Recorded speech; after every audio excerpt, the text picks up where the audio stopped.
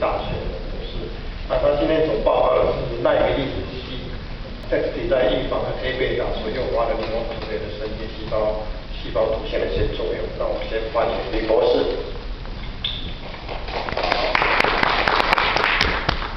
Ladies and gentlemen, since I'm the only female speaker, I'm going to make this presentation a little bit different. Okay. It's my pleasure to be here to present our research work. Fluorine nanoparticle prevent the beta-amyloid peptide-induced cytotoxicity in neuro 2A cells. I'm Dannie Lu. First of all, let's see what's the relationship between beta-amyloid peptide with Alzheimer's disease. Alzheimer's disease is associated with intracellular A-beta precursor protein processing, and the oxidant-induced oligomerization of A-beta is recognized as an important factor in neuronal dysfunction and cellular apoptosis. Oxidative stress is recognized as an early determinant of Alzheimer's disease, which is involved in mediating neuronal apoptotic mechanism and produce excessive reactive oxidative species, ROS, in A-beta-induced cell death, and also resulting in synapse formation. First of all, let's have a look what the chemical structure of fluorine is more like a football. Fluorine is composed entirely of carbon in the form of hollow sphere, ellipsoid, or tubes. And this is the structure of fluorine. Spherical fluorine are also called bucketball. 1996, Kroto, Pearl, and Smalley, they won Nobel laureate in chemistry because of the discovery of this kind of molecules. And fluorine in the form of carbon-60, carbon-70, carbon-76, and carbon-84. And it produced in nature, hidden in soot, and also formed by lightning discharges in atmosphere. As you can see in the picture, this is a crystalline form of fluorine. It looks like a graphite. Since 1990, lots of scientists try to find the toxicity of fluorine, and very little evidence to show that fluorine is toxic. Now let's have a look at the medicine characteristic of fluorine. It's like a radical sponge, as they can sponge up free radical and act more effectively than other antioxidants. Fluorine molecules can rapidly aggregate in water but disaggregate after entering the membrane interior. And the most benefit of fluorine is it can penetrate the blood-brain barrier. And the modification of fluorine molecules are induced advanced product to cure cancer, AIDS, and neurodegenerative disease. And scientists are also testing fluorine for drug delivery, and many drug molecules can be attached to fluorine. And this is the PEG3, that's the material that we use to do the analysis. And first of all, we can see the cell viability of this combined treatment with A-beta and the fluorine derivatives for 24 hours.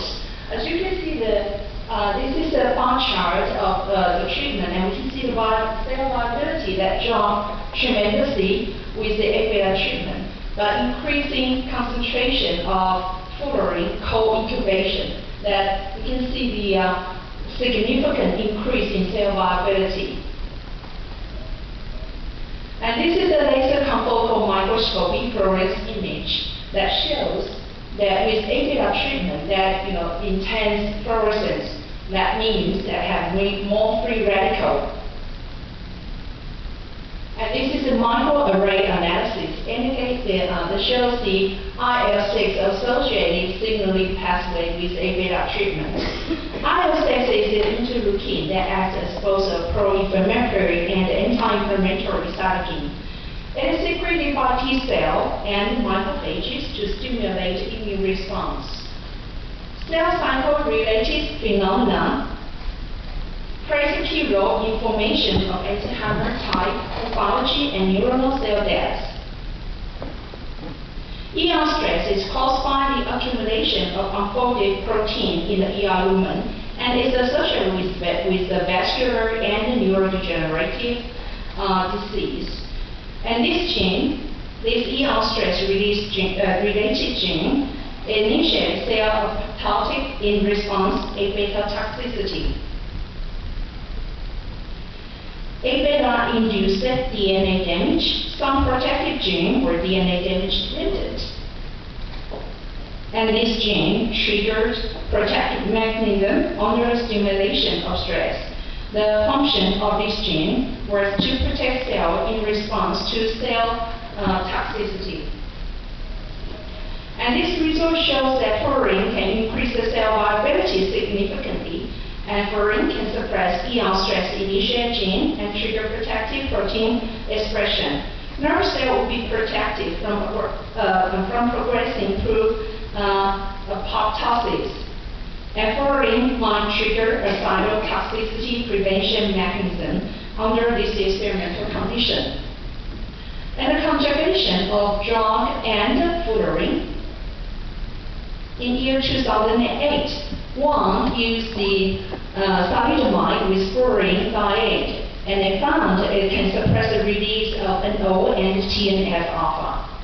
And then they used the fluorine to conjugate with the xanthine, and they found it can effectively suppress LPS-induced NO production. And today we use the fluorine pentacrylene thiazide and try to find a cure for therapy of AD. And this is the pentacrylene, the chemical structure of pentacrylene with fluorine thiazide. Okay, and first of all, we can see the cell viability from this bar chart. And the first bar chart that we can see the decreasing with the increasing level of A-beta treatment.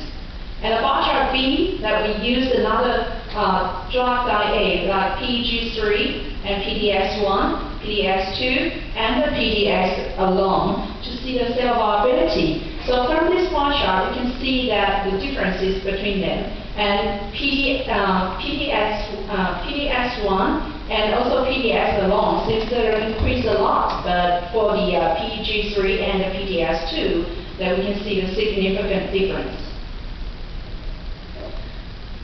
And then we see we found that anti-apoptotic protein BL2 that was downregulated in response to A-beta treatment. And light chain 3 LC31 to membrane conjugate LC32 is widely used to identify cell autophagy, and an increase in LC32 is an indication that cells are undergoing autophagy. To further confirm the elicitation of autophagy, organelle structure were inspected using transmission electron microscopy compared to untreated control cells with intact organelles. Organelles enclosed in the vacuole here, okay, were observed in A-beta treated cells. We also measure LC32 in A-beta treated neuro-2A cell co-incubated with PEG3 and PTS2 to evaluate the effects on autophagy. And we found it showed both can enhance cell autophagy. We utilize the autophagy inhibitor 3MA to counteract the effect induced by PEG3 and the PTS2. The autophagy inhibitor blocks cytoprotective activity and exhibited superior effect in PTS2 treated cell compared with PEG3 treated cell. This result suggests that PTS2 is more potent at inducing cell autophagy than PEG3 in A-beta treatment neuro-2A cells. And we have published a paper on nanomedicine this June, and another manuscript is still under review. Thank you for our sponsor, the Center of Excellence for Clinical Trial and Research in Neuroscience. And thank you for your attention, and Merry Christmas.